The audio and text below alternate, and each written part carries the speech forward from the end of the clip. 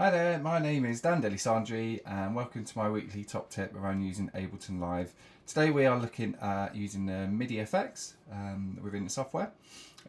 Please catch me every week at 4 PM on the Cloth Cat Studios YouTube channel. Please subscribe and then you'll receive notifications for when I go live and when the other music tutors are delivering their workshops as well. And feel free to contact me on this information here. Please follow Function and Cyclic on Facebook as well. And so today we're going to be looking at using MIDI effects within the software. Your MIDI effects you can find over here within your browser. Click on MIDI effects and it will show you these ones here. Today we're just going to be looking at using Arpeggiator, Chord and the velocity. So let's start off with using the Arpeggiator. So this project here is what I started building on week 2 when I was looking at using MIDI devices, drums and sounds. So please re-watch that video there to kind of learn how I made this track up until this point here. I have added in just some strings just to show off how you can use the chord feature on here. So just to begin with, we're going to be using the bass. So let's just solo that. This is the bass line I wrote in on my computer keyboard. So at the moment that's just kind of doing this little loop over and over. So let's drag and drop the arpeggiator onto there.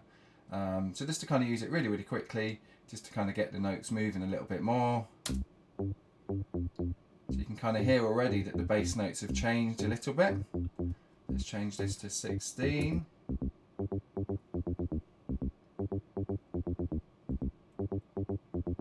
And then we can change, so it's a bit more kind of a bit quicker. So the notes are moving a little bit quicker by pressing the hold button. You'll often hear these kind of sounds on tracks within dance music. Maybe like a high synth is doing something quite quick and arpeggiated, or it might be a kind of bass line that you want to kind of add a bit more groove to your track. So this is a really good way. So if at the moment it's straight, so you can put a bit of swing on it in 8s, or we can put it in 16s. Quite like that one, or even 32s. So let's just keep it on the 16s. It's going to change this to up and down. Now you can hear it's kind of going up and down the octave, which is quite cool.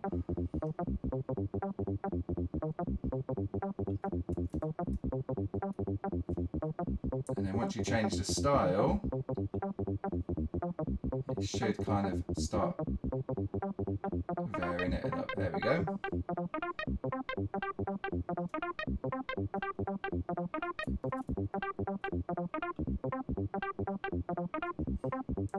There you go. So that's how you kind of do it manually, set it up manually. If you click the little circle button here, which will go orange, we can use some of these presets on here. So just select one of those, press enter. I quite like this House It and Thou one.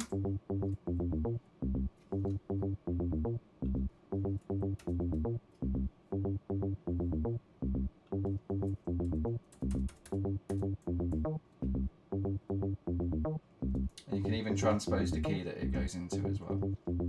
So yeah, feel free to have a little mess around with the MIDI arpeggiator effect on there, which is pretty cool. So if I just quickly go over to the strings now, I'll just delete this out quickly first. So this is what the strings that I added here.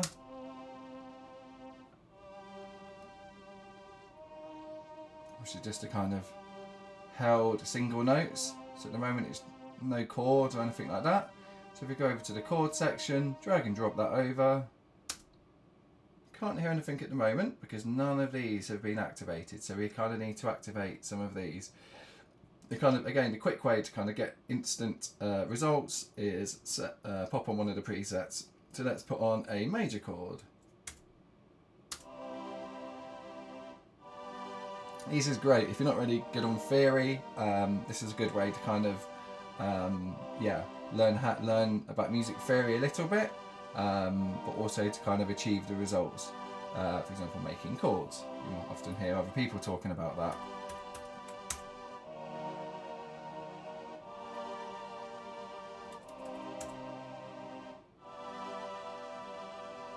quite like this fifth chord.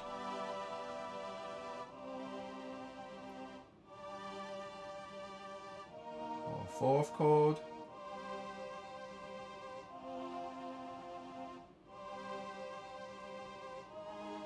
Yeah, have a little mess around with these different presets on here. Some of them sound a little bit bizarre, a bit strange. But if that's the sort of music that you're looking to make, then yeah, I recommend using some of these. So that's using the chords there, and then let's put it back to the major chord, because that sounded pretty nice. Because all it's doing is basically creating another layer of that single sound, and then pitching it up the same it would do if you were playing kind of more than one note at once on the piano or on your keyboard or whatever, because that's what chords are. Okay, so let's keep that going, and now we're going to add some velocity. So velocity is really, really good for using in your tracks.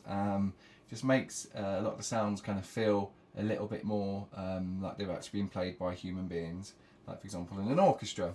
So when you look at a piece of music, if you were to look at a score, like a traditional score, it would have lots of dynamics and different ways that the composer is instructing the musicians to play the music. So velocity just adds a little bit more human feel onto the track. So let's, at the moment there's no kind of preset on there, so if I hit the circle here,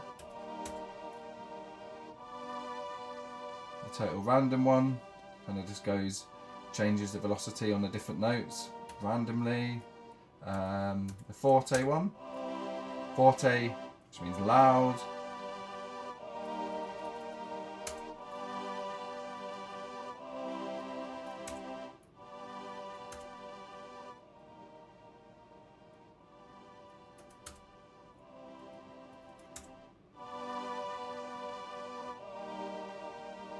So combined with the chords and some velocities, you can achieve some pretty good results.